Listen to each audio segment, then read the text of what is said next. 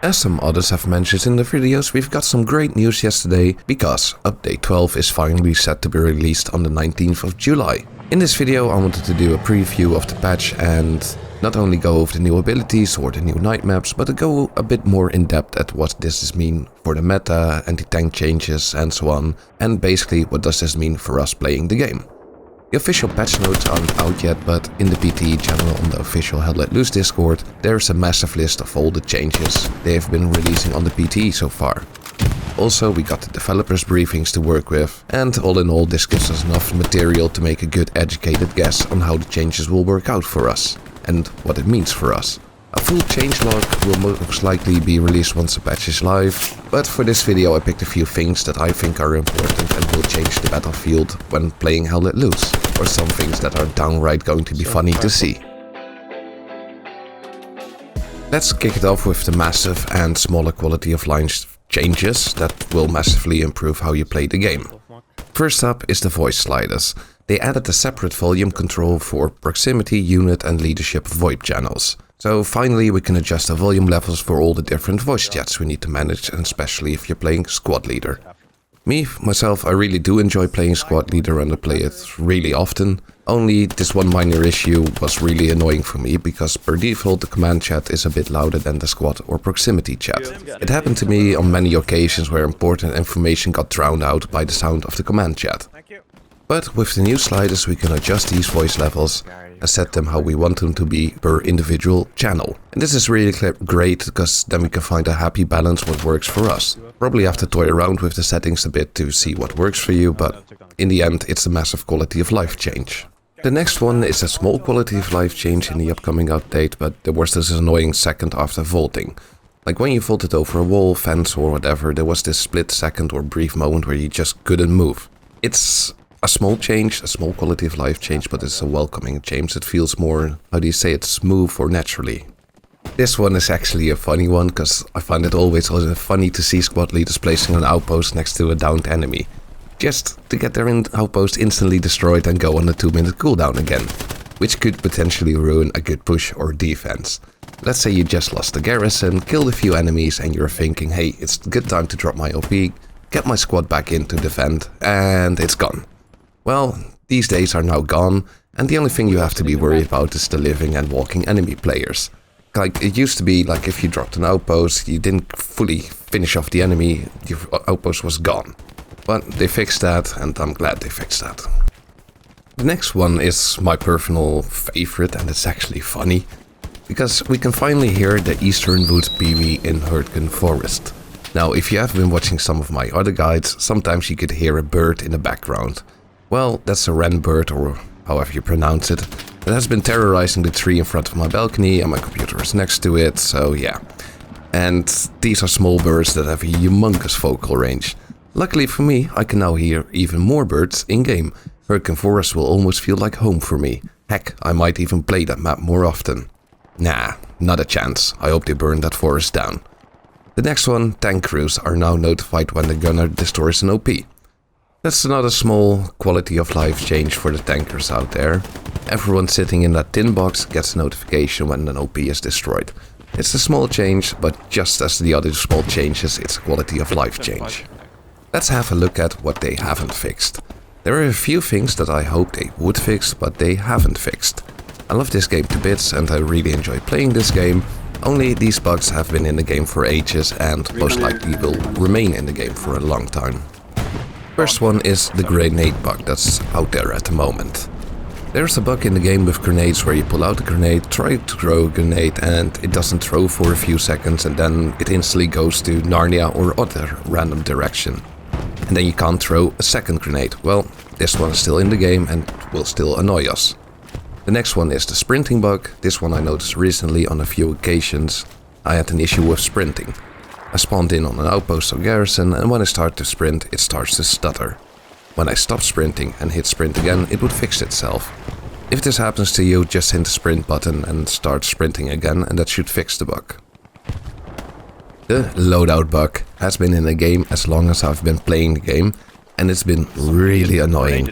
I was hoping for a fix for this bug in this update, only I couldn't find anything about about it in the changelogs or the developer briefings or whatever. This is a bug where you can't change loadout and it's still in the game and it will still pop its ugly head up from time to time. The only thing you can do to fix this is wait. For some odd reason, at a certain point it will fix itself and then you can swap loadouts again. This is not necessarily a bug, but a feature I was hoping for. And let's say if you're playing Utah Beach or one of the forest maps that is riddled with barbed wire, which you have no way of blowing up, and the only way around it is to do a marathon so you can loop around it. Well, good thing for us, we still have to do this. I was hoping they would change the layout a bit or give us a way to blow up the barbed wire. If you look at Utah Beach with the cap points WM4 or WM7, there is so much barbed wire around those points and there's no way through it. And it creates massive choke points, which makes it really hard to recap or get back inside the point. I personally have an idea that would be nice to implement and which is also historically correct. Because how awesome would it be if the engineer class gets equipped with Bangalore torpedoes, which engineers on D-Day actually used to blow up barbed wires to create breaches in the barbed wire network.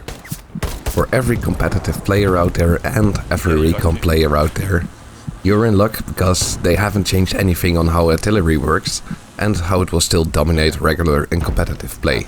The matter of revolving around crazy anti-RT defense, anti-RT tank snipes, recon just sitting in the enemy HQ is sadly not a thing of the past. The only thing they have changed when it comes to artillery is some special effects and some suppression effects. Let's go over some changes they made to certain mechanics or gunplay mechanics that are in the game at the moment and that will change drastically in the next update. Let's go over the AT gun changes first. If you watch my anti-tank guide for update 11, you notice that the AT gun could annihilate most tanks with 1 hit and heavy tanks with 2 hits. In update 12 this is not the case anymore. They are changing the damage the AT gun does and they are changing how long it takes to deploy an AT gun from 3 to 8 seconds. In update 11 we saw the return of the AT gun to regular play and it got widely used also in competitive play. Even some AT gun positioning or mechanics, yeah, that was bordering some nasty cheese play.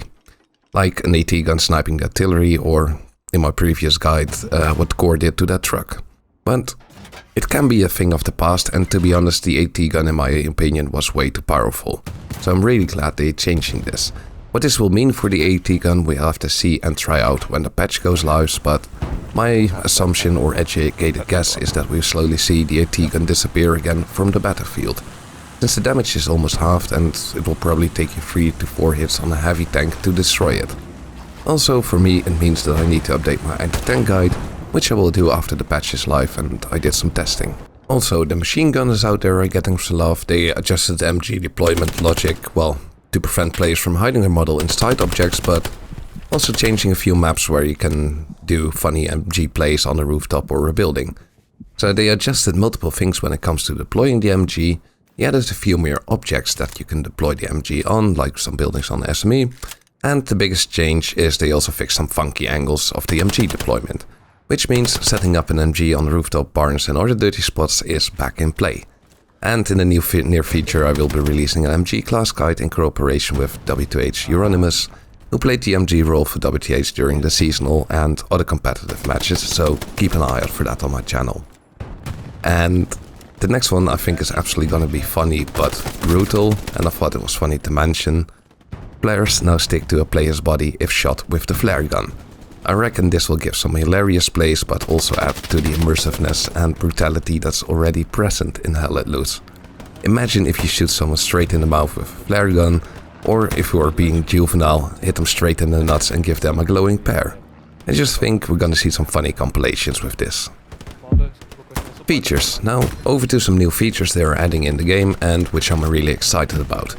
Of course by now most of you will have seen the new night maps that are being added to the game, and we'll go over that in a second. For now let's talk about the new tanks they are adding in the game, and besides the majority of the tanks getting an overhaul with the new smart material system, which in a nutshell will give better textures and lower cost performance. They are also adding 2 new tanks. Well, one is new and one is returning to the battlefield after being absent for a while.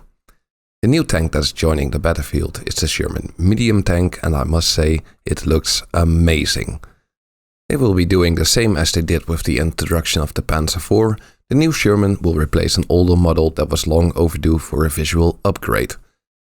It will be replacing the current Sherman M4A1, which was one of the very first vehicles they added into the game. They also announced they will be updating more items and vehicles with the smart materials technology, and I'm pretty excited for that. Because, come on, if you look at this new Tiger that is hitting the battlefield in update 12, it even looks more menacing and deadlier than it already was.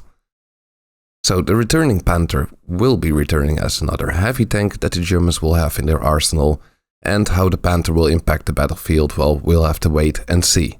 All we know for now, it will return as a heavy tank, and my educated guess it will take probably 2 or 3 rockets to the rear to destroy. Also, this means more work for me in updating the anti-tank guide, which I mentioned I will be doing after some testing. Over to the night maps. Well, they will definitely give us some jump scares with enemy players running into you and poking their gun up your nose. In total, they are introducing Remagen as a completely new map with added night edition, and it will be overhauling or adding a night version of the existing maps such as Foy, Hurtgen Forest, Purple Lane and Kursk. The new map Remagen looks absolutely stunning, and I really like the fact they are still sticking to historical accuracy as a history buff myself. Now, if we go over Remagen, I don't expect this map will get a lot of competitive play for a number of reasons. If you look at Remagen, there's one massive issue, or better yet, a massive bridge in the middle of the map. The only way a player can get to the second line of capping points is through the bridge in the middle, which will be an absolute meat grinder, and a well-placed tank or MG will absolutely have a field day there and decimate players. So it's probably going to be a race to the bridge, so the first team to cap the bridge will highly likely win the map, and the only way around it is via airheads. But a well-oiled defensive squad can spot airheads from miles away and take it out before the players get the chance to spawn on it. Now, there's one caveat with the night map. In my settings and visibility guide, I talked about how you could brighten up the game with NVIDIA filters. And it's sad, but I expect there will be players out there that will make use of the night maps and basically make it daytime to gain an unfair advantage. I hope this will not be the case, and I hope I will be mistaken because they played with the fog effect, but we'll have to see how this pans out. Another addition in conjunction with the night maps is the flare gun. The flare gun will primarily be used for spotting enemies and lighten up certain areas. The flare gun will be added to the spotter kit, and when a flare gun is fired, everything in a radius of 50 meters will be highlighted and marked, similar to the recon plane. Now, I do have a feeling this can be a bit abused, because if you swap spotters, maybe you can circumvent the cooldown of that. But we'll see. Another map they reworked is Omaha Beach. Well, playing the offensive map Omaha Beach as allied was always a challenge. There was almost no objects to hide behind and to storm the beaches. A well-placed MG could mow down troops by the dozen.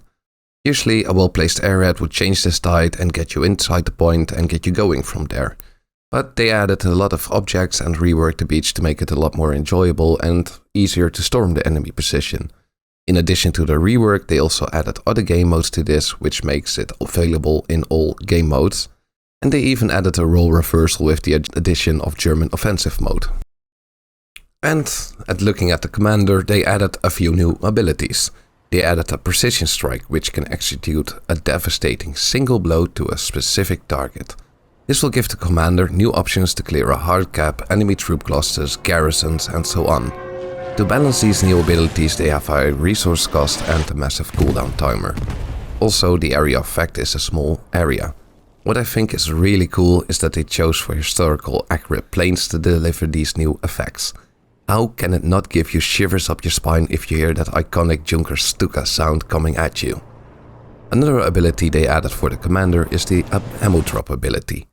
This is basically an ammo drop that parachutes to the ground and allow players to restock up on bandages, firearms, explosive ammunition.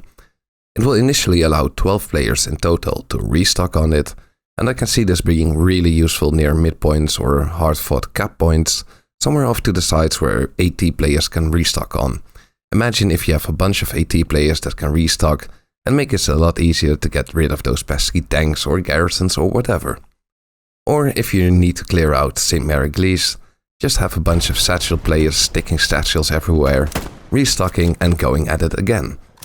For the rest of the players, like restocking bandages, I personally don't think it will be worth it, since the respawn timers are relatively short and an AT player will have a much higher impact on the outcome of the battlefield. I didn't mention every single change or ability they are adding in update 12, I just highlighted a few that are in my opinion or important, funny or useful. To see the full changelog to that we know so far, see the description below. There's a link in there to last PTE changelog, and I've added the developer briefings as well. For more info you can also have a look on the official Hell Let Loose Discord.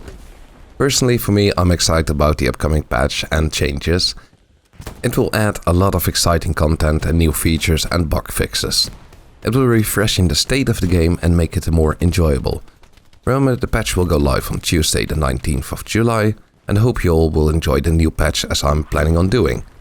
And if you want to learn more about the game or about certain roles, check out some of my other guides where I discuss in detail how you can play a certain class effectively, or even if you're looking for general tips and tricks, that one is in there too. Now I hope you all have a good day and I will catch you in the next one.